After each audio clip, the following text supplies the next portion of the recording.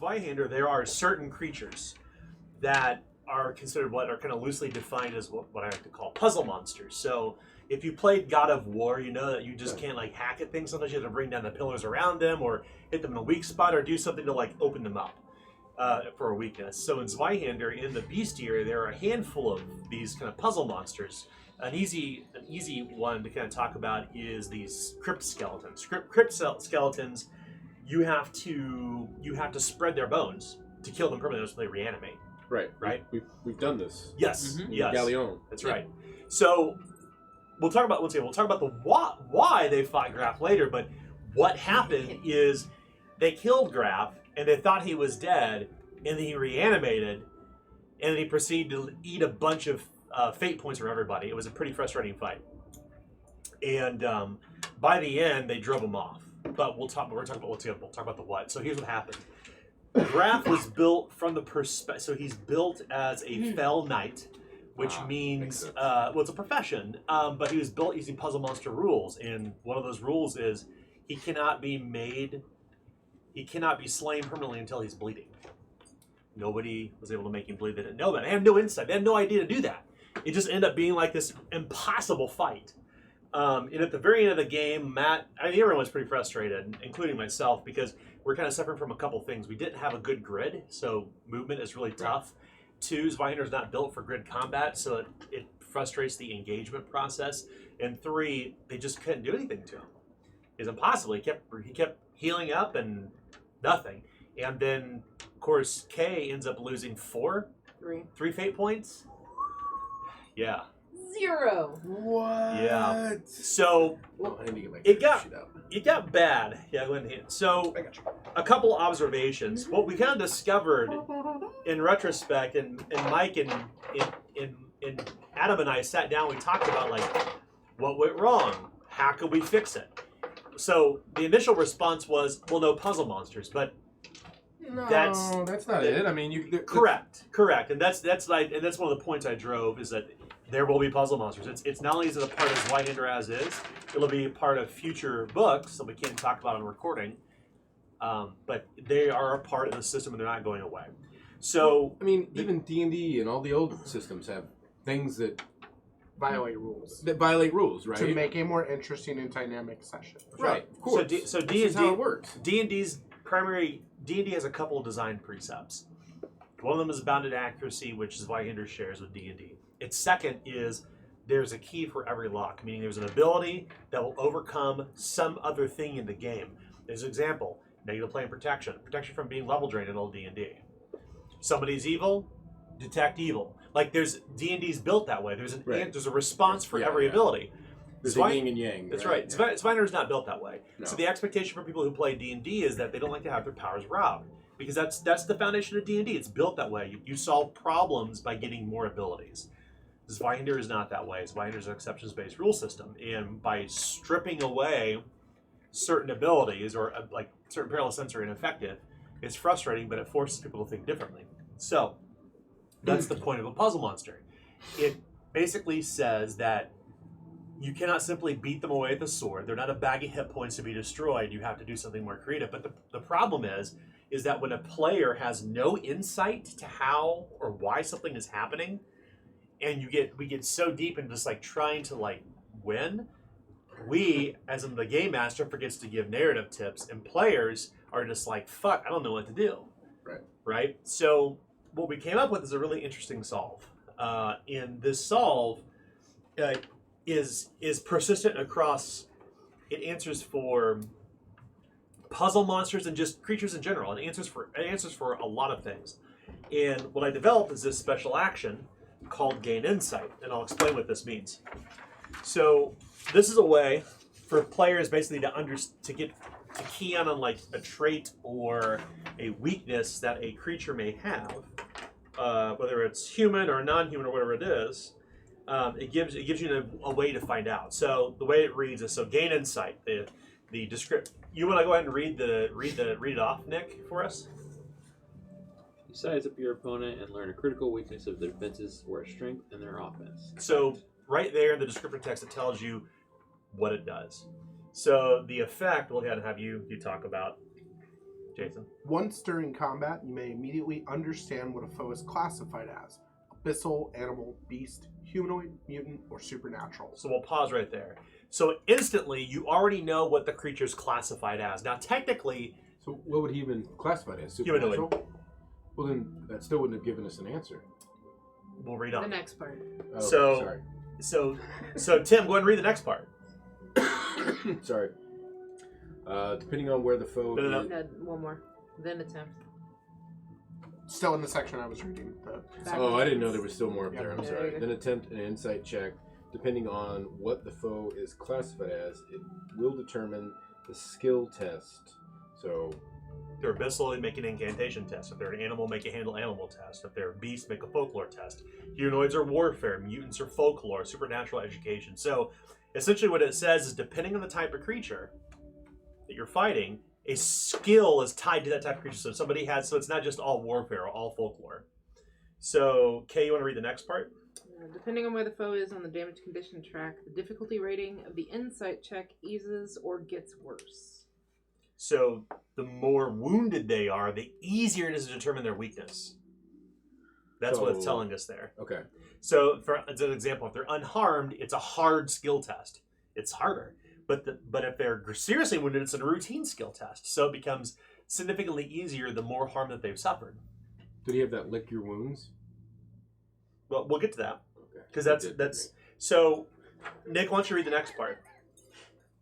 If successful, the GM will reveal one trait or talent the foe has. If the foe has a trait or talent that is a weakness, it will be revealed first. If you Boom. critically There, succeed, so pause real quick. So right there, it's telling us that once you succeed gain insight successfully, if the creature has a weakness that is a trait or a talent, it tells you immediately.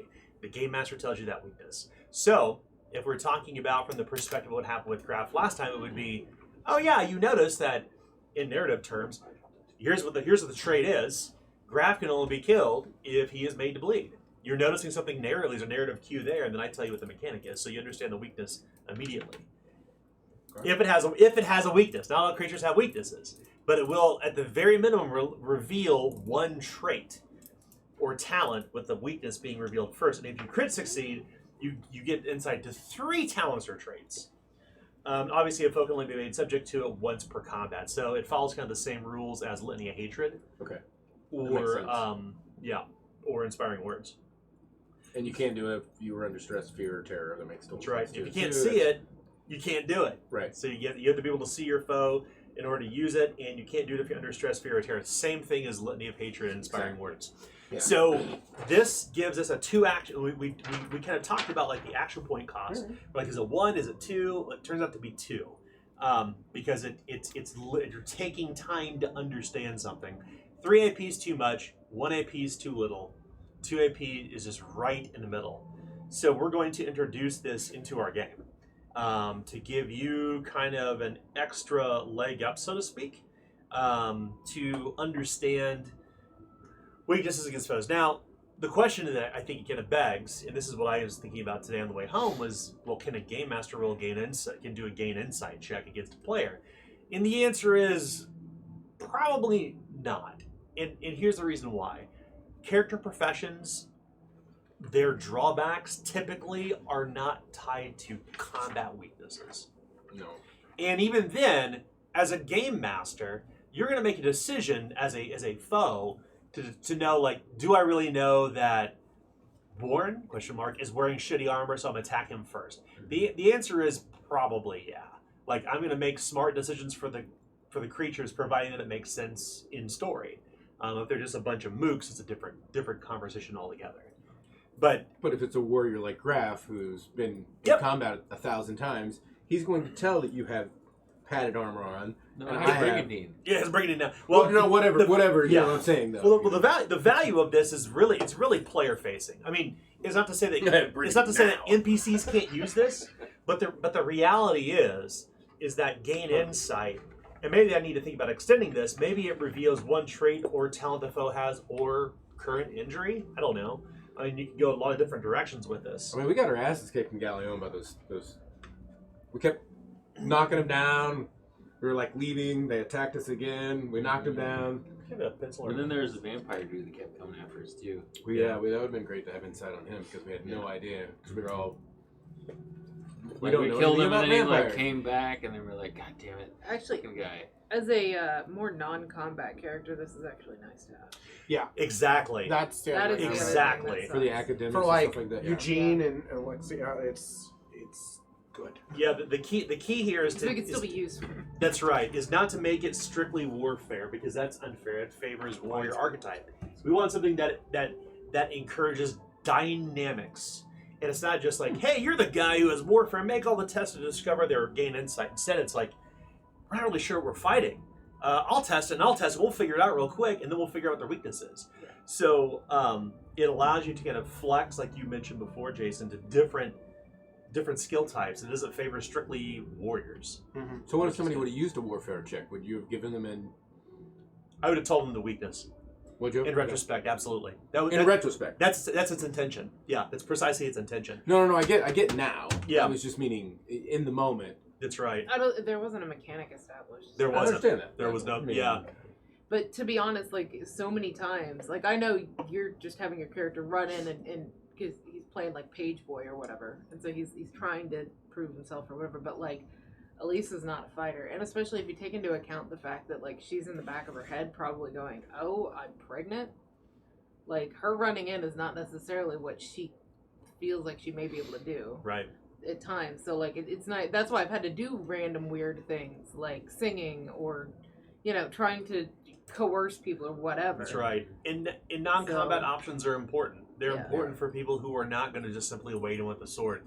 And I think this opens up a lot of doors and to some degree because now it's got me thinking about with Colonial Gothic, which is a game that doesn't focus on melee. Like, what else can you do if you don't have like a lot of melee weapons? If it's just guns, what else happens in the game? So it's kind of inviting a lot of these interesting questions about, are there other special actions that can be developed to enhance the game for people who are not combat oriented? Perilous stunts are intended to do that.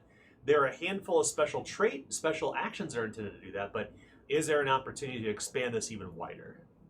And that's kind of the thing that I'm gonna have to figure out. But I think this will solve for what we encountered last week. It will fix the problem completely because now you have something that is canonized in the playtest rules at least, but canonized in the sense that you can use it. You don't have to think of like, well, because I think that the challenge that people have in games like this is like, well, I've got all these skills and I do this unique thing, but it's not on the list, so can I do it? The answer is always, sure you can. Be a creative player, but the reality is that most people need to be shown what they can do. Not just, hey, you can do anything, use your skills. So that's why the current action list is like 38 different things you can do. And by adding this, it shows another dynamic to that. And maybe that begs some interesting questions around like, does every skill have a special action tied to it? I don't know. So then a quick question on top of this. What if we don't have incantation and warfare? Is there a way that we can do... Yeah, no, but hold on. But is there a way that we can be like, hey, Adam, I'm noticing something here. I know he's got warfare. Metagaming here aside, right. We all kind of know what we have, guys. But I mean, that's what would it be okay for me to do that and then have him try to assist, or absolutely, okay. Yeah, why not? I mean, that's the intention of the system is to yeah. Oh, Kay does. The intention of the system is to provide group dynamics. Now, the group abilities don't exist yet. But we will be playtesting them probably in about a month because they're coming from Colonial Gothic.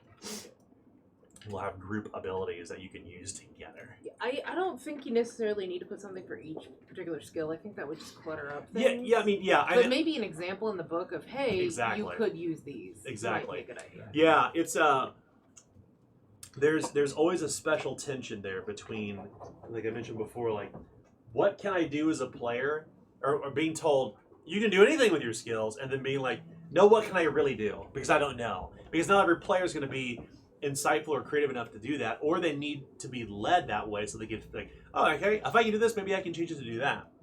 So I'm not saying I'm going to introduce a bunch of host to new actions. I'm simply saying that there's an opportunity to explore as we continue playing to this, like if you come up with something that's like, hey, I want to do this special thing in the middle of the game, it can become a perilous stunt or a special action. In fact, that's how perilous stunts were developed. What's it come from? D&D, I want to disarm him. In D&D, there's no rules for disarm. I want to break his shield, but there's no rules in D&D for breaking shields. But there is in Zweihander because we discovered that through gameplay over our almost 7 years of playtesting. 4 years of playtesting. We kind of, if you remember, we kind of took stock of, maybe, I don't know if you were here at that time, but we were taking stock of all the different things people were doing in combat in Zweihander, and we're like, we need to make this into actions that are not combat related, they're not sword related, they're something that uses a different skill. And that's how perilous stunts came out of thin air and continue to expand. Stunning blow, knockout, things like that. So, takedown. I mean, how many times have you played a D&D game where the grappling rules and the taking people off their feet are ultra complicated? Like, grappling in D&D is overcomplicated. If as an example, if I can swing a sword and hit somebody, I should be able to roll a die and grapple them. Full stop. So that's where a lot of these original kind of rules came from, and why this is kind of born out of an opportunity for us. So that was the way that I envisioned fixing the problem, which Mike and Adam seem to be on board with. Unfortunately, they're not here tonight, but they've seen it. So we'll see what it plays like. Everybody knows the rules like Adam either. Well, yeah, we'll see. Yeah. That's the. It doesn't matter if you I'm know not the rules saying or not. you. But I'm seeing the rest of the. I don't think that matters. I think the crux of it is that, are we having fun? Right. And, Well, if you feel ineffective completely, and not just you but everybody else, that's a gap, and we can solve it this way. So we'll play test this. We'll see what it's like. We'll probably make some adjustments to it. I mean, I already see an opportunity as opposed to saying reveal one trait or talent. It's one trait, one talent, or one injury they're suffering from. I mean, there's a lot of different ways we can flesh this out, and heck, those skills for the insight check may change, but this gives us a foundation to start from, at least, and an opportunity for you to use it in game, because you know, even if you're not fighting something that is, quote, a puzzle monster, you're at least going to gain insight to a trait or talent they have, and I will always tell you the best thing they have as a game master. It's just, this is good gameplay. Yeah, there's a couple of them. Like, I might have like a idea on a change, but other than that, like humanoid, I'd almost be interested in using rumor, because rumor doesn't get used like ever, it seems like, and it might be interesting if a lot of the gain insight stuff was less fight mechanic and more social mechanic. So yeah, that's a good point. So I tried to focus. My focus primarily for these skills was looking at intelligence-based skills and then perception-based skills. Unfortunately, there's no perception-based skill in there. It ended up being warfare, because how do you know where somebody is? Like, you hear this in D&D. I want to size him up. Like, we did this in old D&D. I want to size him up. Cool, he's like level 10. Perfect. That's all you need to know, right? In Zweihander, you can say, I want to size him up in warfare. It's gain insight. And it's like, cool, you know he has this trait, or he or she, whoever it is. Yeah. Like, I think and it may be a matter of like, okay, well, maybe it's warfare, maybe it's something else, maybe it's, who knows? We can flesh this out in so many different ways. But I think as long as you can justify it from the perspective of perception or intelligence or intuition, that's kind of where we start. Yeah. And then we change from there. So I can say, Dan, my spidey sense is going off. I want to size this person up. Yeah. Like, I want to gain insight. Perfect.